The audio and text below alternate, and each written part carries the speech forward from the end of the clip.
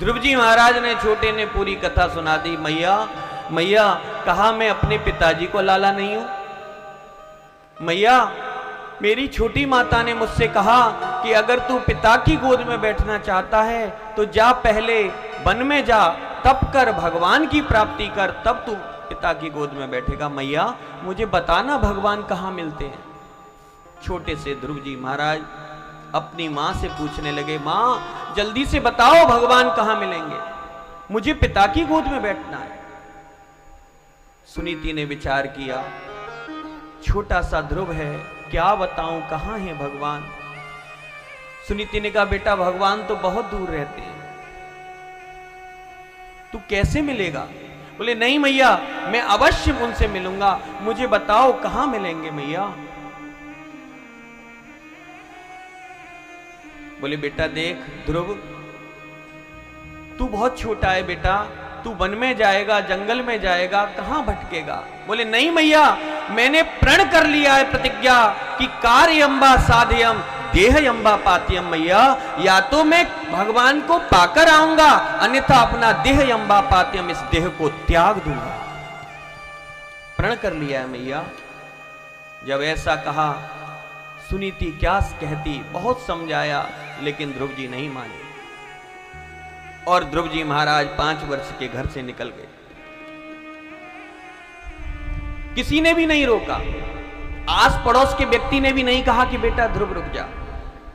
5 वर्ष के ध्रुव जी महाराज सीधे नगर से निकल करके बाहर आए, चौराहे पर खड़े हो गए, किधर जाएं, कौन रास्ता बताए, कौन मार्ग बताए। बंधुओं ऐसे समय पर गुरुदेव की याद आती। मार्ग दिखाने के लिए, रास्ता बताने के लिए गुरु का होना बहुत आवश्यक है। हाँ, जीवन में गुरु का आना आवश्यक है जो भगवत प्राप्ति का मार्ग बता दे।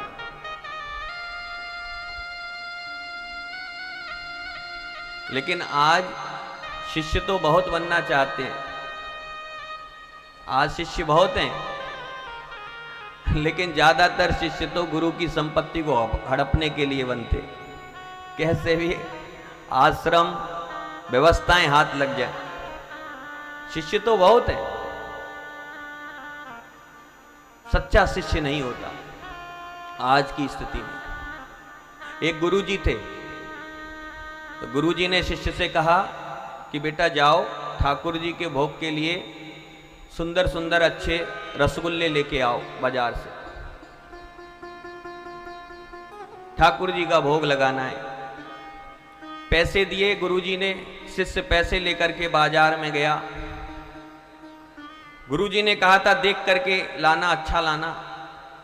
सीधा शिष्य पहुंच गया हलवाई की दुकान पर, जाकर के पूछा महाराज रसगुल्ले कैसे दिए हैं। बोले रसगुल्ले दिए हैं 1 रुपए के 4, पहले 1 रुपए के 4 आते थे।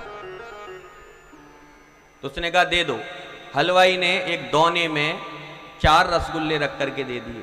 और महाराज जैसे ही रसगुल्ले दोने में आए हाथ में, कि और उस शिष्य के मुख में पानी आ गया, क्योंकि मिठाइयों का राजा है रसगुल्ला। और रसगुल्ला देखते ही उसके मन में और मुख में ये हलचल होने लगी कि कैसे खाया जाए। फिर सोचने लगा अरे गुरुजी ने कहा था कि देख करके लाना। तुरंत उसने 1 रसगुल्ला उठाया और झट खा गया। अब रसगुल्ला खाया तो स्वाद आया, 3 रसगुल्ले लेकर के चला आश्रम की ओर। फिर बीच में कहने लगा कि गुरुजी बताते हैं 1 2 3, 3 की संख्या ठीक नहीं होती, इसलिए फिर 1 रसगुल्ला उठाया और फिर गप कर गया। फिर 2 रसगुल्ला लेकर के चला आगे। अब 2 रसगुल्ला लेकर के रास्ते में जा रहा, तो उसने विचार किया कि जब गुरुजी भगवान का भोग लगाएंगे तो भोग लगाने के बाद एक तो मेरे बट में आएगा ही, एक तो मुझे देंगे ही। तो झट से 1 और उठाया, उसे भी गप कर गया और 1 रसगुल्ला लेकर के गुरुजी के पास पहुंचा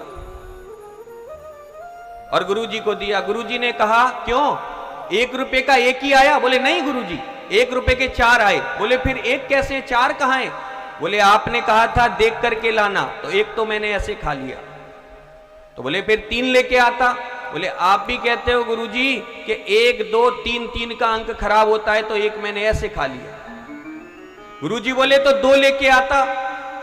बोले गुरुजी जब आप भोग लगाते तो एक तो मेरे बट में आता, इसलिए वो मैंने पहले ही खा लिया। अब गुरुजी को गुस्सा आया। गुरुजी बोले नालायक कैसे खा लिया? उसने चौथा उठाया और गप कर गया, ऐसे खा लिया, चारों खा गया। ऐसे शिष्य होते हैं आज की दृष्टि में। निस्वार्थ भाव से सेवा करने वाला शिष्य नहीं मिलेगा, निष्काम भाव से सेवा करने वाला नहीं मिलेगा। कामना रहित कोई नहीं है, बहुत कम मिलते हैं जिनको कोई कामना नहीं होती। अब गुरुजी चालाक थे। गुरुजी ने कहा चलो कभी कोई काम पड़ेगा तो देखेंगे। ऐसे ही एक गुरुजी और थे,